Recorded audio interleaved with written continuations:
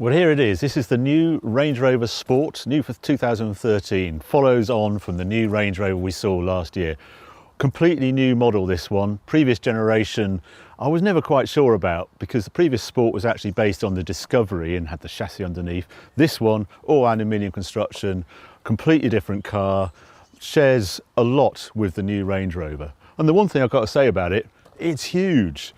Like Range Rover telling me that it's only millimetres bigger than the previous generation, but when you compare it with the previous generation Range Rover, which I own, I was really surprised how close this is on the size of it, particularly at the front.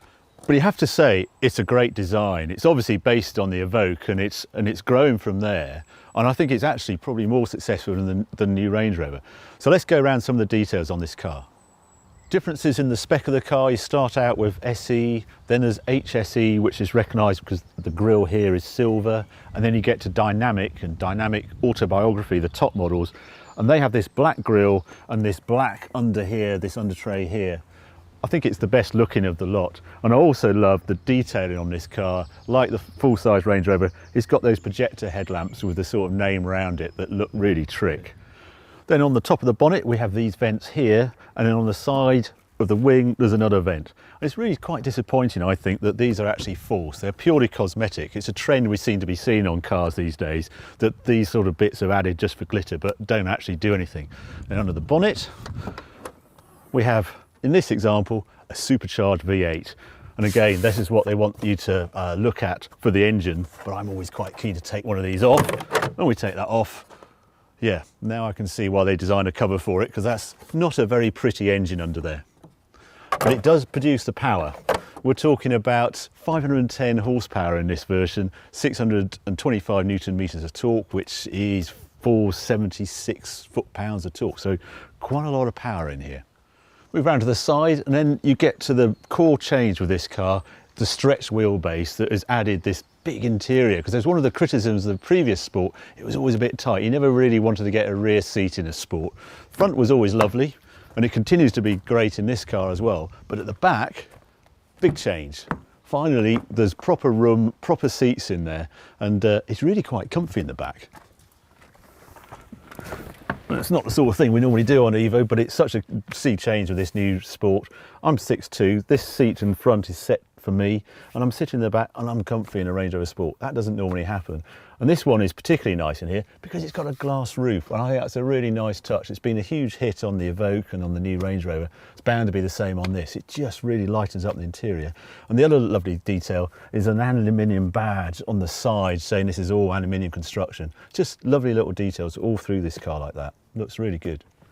Well, we're looking in the inside of this car. There's one more surprise I want to show you, and that's in the back. Because if I press these two buttons here, there's another little surprise. This car is the 7-seat version, so there's 2 emergency seats in the back. You're not going to get a full-size adult. They're sort of up to 11-year-old.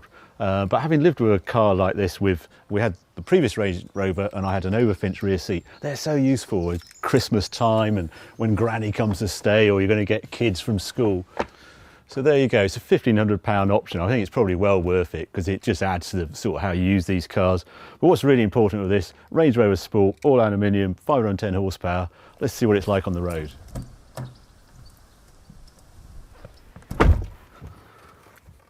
There's one thing you've got to say about Land Rover.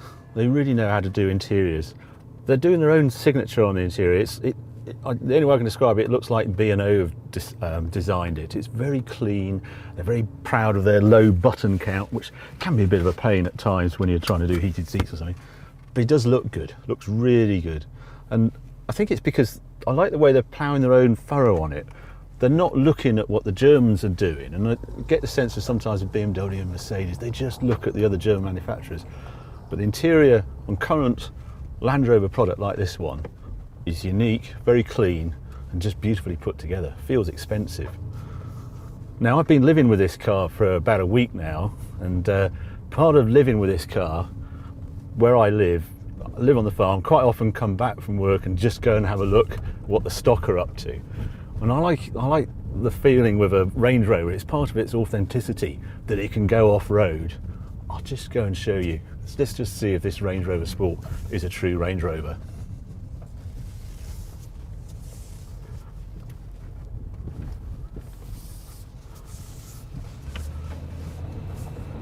put the suspension on high. Yeah, the parking sensors are going to get a little upset, but they'll go out. It's just one of the beauties of Land Rover product. They do think about the off-roaders. I'm told it's less than 10% use the off-road ability.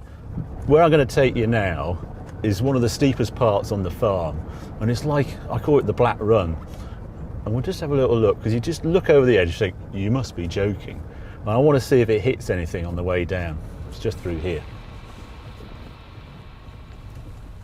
Okay, just gently drift over the edge. And here we go, the test. That's pretty steep down there. Nothing touched. No, the only thing you heard was the hill descent control working. We're taking an easier way up the hill. But it's impressive stuff that the Range Rover do that sort of thing. It's got a flat bottom on this new Sport, so it sort of surfs over if there was anything that it was going to hit. But there you go, a little taste. Let's get back on the tarmac. One of the first senses you get with the Range Rover Sport now is it's not actually the super sports SUV that you expect. When you get behind the wheel, there's a sort of softness, a roundness to it, which is different to the Cayenne. I spent a few weeks in the Cayenne Turbo S, and that car immediately has heavier steering. It doesn't ride quite as well as this, but there's a sharpness just off centre on the steering that says, yeah, well, I'm a pretty serious car. I'm a sporting SUV. You don't get that with this new Range Rover Sport. There's a more relaxed feel with it, and I'm surprised with that, with this being the top supercharged model. But I do like the feel of the wheel, and you've got certain controls on here, and it all works really well. It's a very clear dash, and it's very quiet, very refined, this car. I'm already going slightly quicker than I should be, and yet it's utterly silent in here. Another difference with the new Range Rover Sport, you actually get a proper gear lever. They've been using that circular gear selector from Jaguar, and I think it doesn't work at all. It really annoyed me, and it wasn't intuitive to use. Thank goodness this has made a return, and it's very easy to use. And what I like about it is you just rest your hand on, and you can just control the ventilation, and it just makes sense. Much better than the circular control they had before. This particular car is £90,000 because it's got the ultimate Meridian sound system, 23 speaker, an extra £4,600 over the 19 speaker system. Which sounds quite a lot of money to me, especially when you got this to listen to.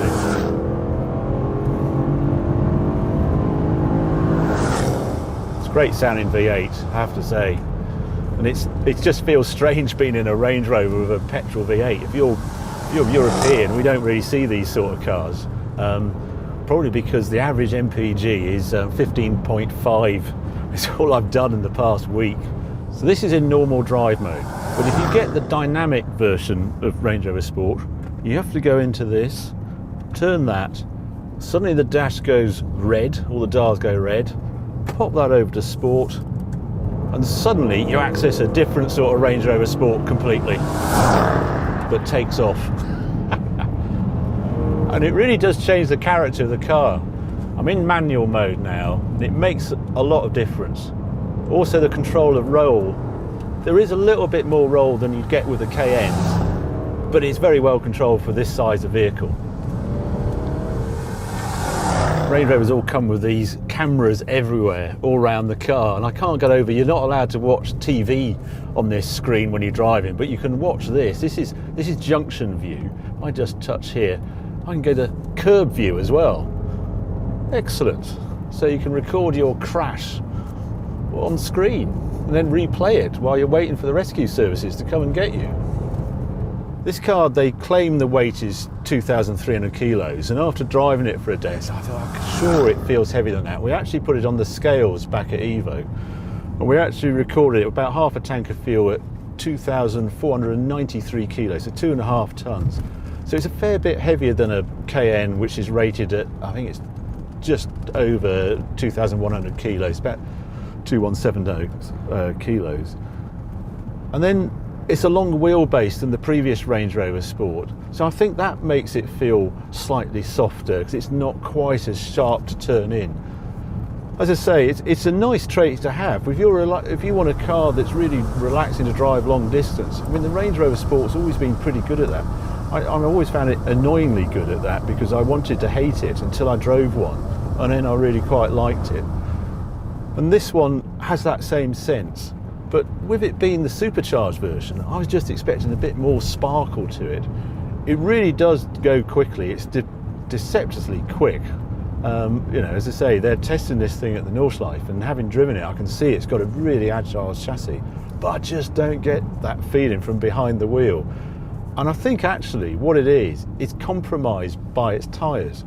Because of that off-road ability, when we saw before, it's pretty special. They insist on putting all-season tyres on it, while Porsche go very much for a summer tyre. This has got 21-inch wheels on it, and it's sitting on a special Michelin 275 45 21s. If I'd ordered 21-inch tyres on the Cayenne, I get 295 35 ratio, so a much sportier tyre, and that's why it feels different. I'm not knocking it, it's just a different car. It's a very good car.